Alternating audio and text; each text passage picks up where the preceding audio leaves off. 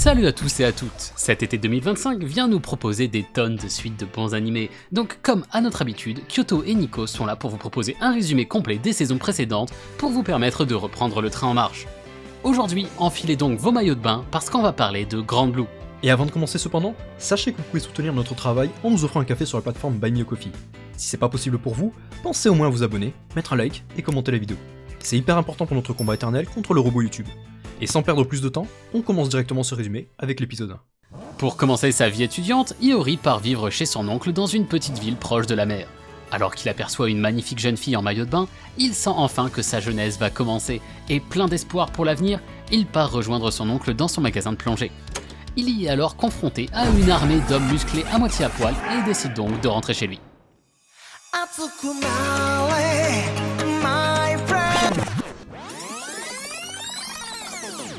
Mais en apprenant qu'il est un nouvel élève à leur université, deux d'entre eux, Tokita et Kotobuki, décident de le poursuivre afin de le recruter dans leur club. Après l'avoir poursuivi, ils expliquent que s'ils étaient nus, c'est car ils venaient de faire une partie de pierre-feuille-ciseaux pour choisir qui préparerait l'équipement de plongée. Vous voyez pas le rapport? Iori non plus, mais c'est pas grave, il se retrouve à suivre l'un d'eux, Kotobuki, et retrouve ainsi une autre magnifique jeune fille. Il ne la reconnaît pas tout de suite, mais il s'agit pourtant de sa cousine Nanaka, qu'il n'avait pas vue depuis 10 ans, et il se rend ainsi compte que l'autre fille qu'il avait vue juste avant était elle aussi sa cousine Chisa. Une fois rentrés, les autres mecs ne sont plus à moitié à poil, mais bien complètement nus cette fois-ci, et ils harcèlent Iori pour qu'il se joigne à eux, expliquant qu'il ne peut pas savoir si ça lui plaira avant d'avoir essayé. Mais celui-ci refuse fermement, affirmant qu'il vaut mieux que ça. On suit alors Chisa qui rentre elle aussi à la boutique, se rappelant de Iori étant petit. Mais à peine la porte ouverte, elle tombe sur un Iori en caleçon complètement bourré et perd tout espoir qu'il soit une bonne personne. Elle le traite comme un déchet avant de partir dans sa chambre. Iori se rassure en se disant qu'au moins Nanaka est toujours là, elle. Mais les bonhommes du club lui disent directement d'abandonner, celle-ci étant une dégénérée complètement amoureuse de sa propre sœur. Iori refuse de se laisser abattre. S'il ne peut pas avoir une belle vie de famille, il fera au moins de son mieux pour réussir à l'université. Mais alors qu'il souhaite aller se coucher, il se fait entraîner dans une after-party de force, ses nouveaux amis lui promettant qu'il ne sera pas en retard pour sa cérémonie d'entrée le lendemain matin. Il se réveille donc le lendemain matin sur le campus, 10 minutes avant la cérémonie, et à moitié à poil. Alors qu'il tente de son mieux de relativiser, toujours en caleçon de l'amphi, il voit un autre étudiant qui serait très stylé s'il n'était pas habillé avec un t-shirt au design de Loli. Les deux s'observent et se promettent de tout faire pour éviter le mec chelou d'en face. Une fois les cours finis, Iori est cependant bien embêté car il ne peut pas rentrer chez lui sans vêtements. Kotobuki lui explique que ça ne sert à rien de s'habiller puisqu'ils ne vont pas tarder à aller boire. Mais comme Iori insiste, il lui lance un défi. S'il trouve un membre pour le club, il lui filera des vêtements. De son côté, Kohei, le BG otaku de l'amphi, est au bord du gouffre. En effet, il a beau chercher, il n'a trouvé aucun club ayant un rem de lycéenne qui serait là pour le vénérer. Iori en profitera pour lui vendre du rêve et le traîner jusqu'au club de plongée. Ayant réussi à le capturer, Iori reçoit comme prévu des vêtements. Et la soirée d'intégration peut commencer avec un max d'alcool pur. Le lendemain, alors qu'il s'apprête à encore être amené de force à une soirée, Nanaka vient sauver Iori en lui faisant remarquer que cela fait déjà 3 jours qu'il vit ici et que malgré ça, il ne sait toujours pas où est sa chambre. Il est très heureux de pouvoir ainsi refuser l'invitation, mais devient beaucoup plus triste quand il apprend qu'il s'agissait d'une soirée en commun avec des élèves de l'université pour filles de la ville d'à côté. Iori et les autres du club se disent que s'il finit de déballer ses affaires et décore sa chambre comme celle d'un vrai homme, Nanaka comprendra qu'elle ne peut pas le contrôler et le laissera aller à la soirée. Il les laisse donc tout préparer et quand il revient avec sa cousine, il lui présente sa chambre désormais remplie de magazines érotiques. Après que celle-ci se soit enfuie, le bordel continue, Kohei intervenant d'abord pour créer une pure chambre de lolicon, puis Iori disant que c'est tout l'inverse de ce qu'il recherche, la chambre se transformera en un repère homosexuel. Nanaka le surprenant encore et se faisant de fausses idées à cause de ça, il décide cette fois de faire une chambre qui plaira à 100% à celle-ci, et il la décore donc avec des tonnes de photos de Chisa. C'est bien sûr cette dernière qui verra tout ça et Iori finira ainsi isolé dans une chambre éloignée du reste de la famille. Le lendemain, le club admet ses 3 nouveaux membres, Iori, Kohei et Chisa. Et il est enfin l'heure de faire quelque chose n'impliquant pas de se bourrer la gueule. Le manque d'alcool n'empêchera pas le manque de vêtements, mais c'est déjà un bon début, les senpai emmenant Iori apprendre à nager.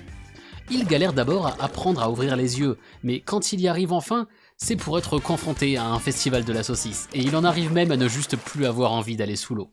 Face à ça, Nanaka décide de l'amener dans un aquarium pour lui redonner la motivation. Elle lui explique que c'est Chisa qui lui a demandé de l'amener là-bas, car celle-ci souhaite vraiment que Iori arrive à apprécier la vie sous-marine à sa juste valeur. Quelques jours plus tard, les membres du club partent tous ensemble pour leur premier entraînement en mer, cette fois afin d'apprendre au nouveau à respirer avec l'équipement de plongée. Yori n'y arrive pas du tout au début, mais finit par réussir et voir ainsi le monde sous-marin le rend extrêmement excité. Il rentre à toute allure et remercie Chisa, lui disant qu'elle avait raison sur la beauté de la mer. Après avoir bu un peu trop encore une fois, il se réveille le lendemain entièrement nu, aux côtés d'une jolie fille inconnue. Les autres membres du club autour de lui apprennent qu'il s'agit de Azusa, une membre du club et étudiante à l'université pour filles de Omi. Celle-ci étant aujourd'hui chargée de leur apprendre à faire des okonomiyaki pour le festival de l'université. Avant de partir pour faire un truc de leur côté, nos deux bodybuilders préférés assignent cependant une mission à Yori et Kohei. Convaincre Chisa de participer au concours de beauté lors du festival qui arrive pour obtenir des fonds pour le club. S'ils n'y arrivent pas, ce seront eux qui devront y participer. Sachant très bien qu'elle n'accepterait jamais en temps normal, nos deux protagonistes se mettent donc en tête de lui faire boire un max d'alcool pur. Mais tout leur plan se termine en échec, chaque verre qu'ils lui proposent finissant par être bu par eux-mêmes pour diverses raisons. Dans le même temps, Yori comprend en discutant avec Azusa qu'elle est une amie de Nanaka, qui lui avait tout raconté sur les fameuses décorations dans la chambre de Yori. Celle-ci croit donc qu'il est bisexuel, et révèle que c'est aussi son cas. Les garçons ayant échoué à convaincre Chisa, c'est au final elle qui s'en charge, soulignant qu'ils n'ont pas un seul moment douté du fait qu'elle gagnerait si elle participait. Elle finit donc par accepter, mais à la seule et unique condition que Yori et Kohai participent aussi. Le moment du festival arrive enfin, et avec lui, le concours de beauté. Chisa commence et, trop stressée, elle ne montre pas du tout son côté mignon, poussant les mecs du club à intervenir. Ils ont beau tout essayer cependant, rien ne fonctionne, ils n'arrivent pas à la faire sourire, et décident donc de tenter le tout pour le tout, et font soulever sa robe avec des balles rebondissantes pour la rendre embarrassée, ce qui est un grand succès. Alors qu'ils se cachent pour ne pas se faire tuer par Chisa, Kohei et Iori tombent sur Aina, une jeune fille ultra maquillée qui avait aussi participé au concours de beauté. Celle-ci demande à Kohei de sortir avec elle avant de s'enfuir. Alors qu'il se retrouve à encore boire à fond le soir venu, il retrouve la jeune Aina en train de boire en pleurant dans son coin. En discutant, ils se rendent compte qu'elle est juste une jeune fille perdue, qui a accepté de devenir une blague pour les mecs du club de tennis afin de se faire des amis, mais qu'une fois le concours terminé, ceux-ci l'avaient juste envoyé bouler. Cela énerve directement Iori et Kohei, qui profitent du concours de beauté masculin pour totalement ridiculiser le capitaine du club de tennis devant tout le monde. Les résultats finissent ainsi avec Chisa remportant le concours féminin et Iori le masculin. Ils fêtent tout ça avec tout le monde et même Aina les rejoint. Mais Chisa est énervée, ayant participé juste pour eux alors qu'ils font de leur mieux pour aider une autre fille. Elle est en plus désormais harcelée par d'autres mecs après avoir gagné le concours de beauté, et décide donc de dire en public que Iori est son petit ami afin d'être laissé tranquille. Kohei et Yori sont détestés par l'ensemble des mecs de la fac, et ils ne comprennent pas pourquoi. Mais en allant s'adresser à Chisa, qui le traite pour une fois gentiment, Yori finit par comprendre la situation. Après avoir reçu des dizaines de messages lui disant de rompre avec Chisa s'il veut rester en vie, la situation empire et certains élèves sont vraiment sur le point d'aller les enterrer dans la montagne. Ils trouvent alors la solution et leur proposent d'organiser une soirée avec des étudiantes de l'université pour filles pour les leur présenter. N'ayant désormais plus d'autre choix, ils supplient Azusa de les aider. Celle-ci accepte à condition que Yori continue à faire semblant de sortir avec Chisa et leur ramène quelques jours plus tard Aina. Celle-ci annonce quitter le club de tennis et rejoindre celui de plongée. Elle est donc chargée d'organiser la fête. Le jour tant attendu, Yori, Kohei et leurs deux amis se retrouvent face à 4 filles ressemblant à des clowns, toutes maquillées comme Aina lors du festival. Ils abandonnent tous l'idée d'en ramener une à la maison, sauf l'un d'entre eux, désespéré, qui s'est promis de perdre sa virginité ce soir-là.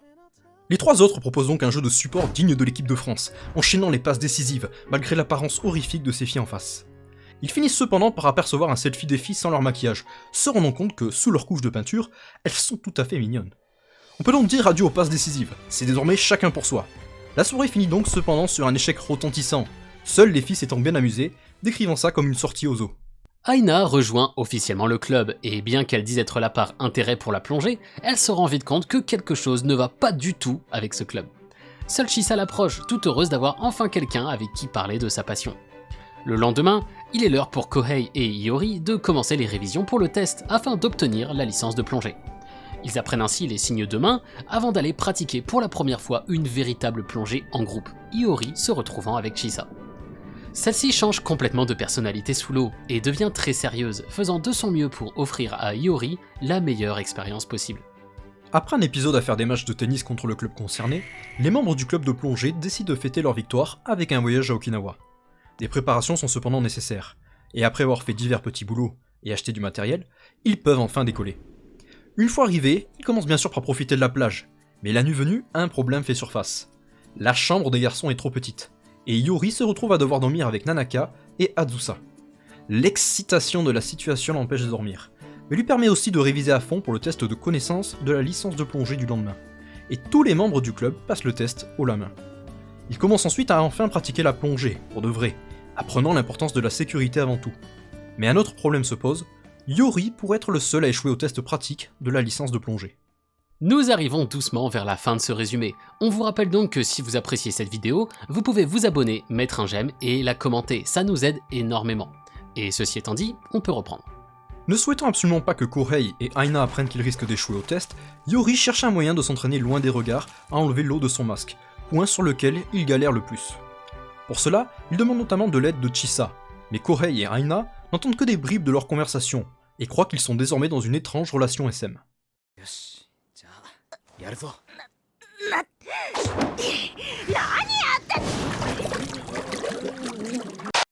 Ayant passé toute la nuit dans la piscine à s'entraîner, Iori finit cependant malade le lendemain, ne pouvant aller passer la licence de plongée avec les autres. Azusa reste seule avec lui, et en apprenant qu'il était ces derniers temps trop stressé d'être dans la chambre avec elle et Nanaka pour dormir, elle lui propose très sérieusement de coucher ensemble. Iori n'est cependant manifestement pas un homme puisqu'il décline, et il apprend peu après que même ce bodybuilder de Tokita a une petite amie, le poussant à boire pour oublier, et finissant encore dans un état déplorable.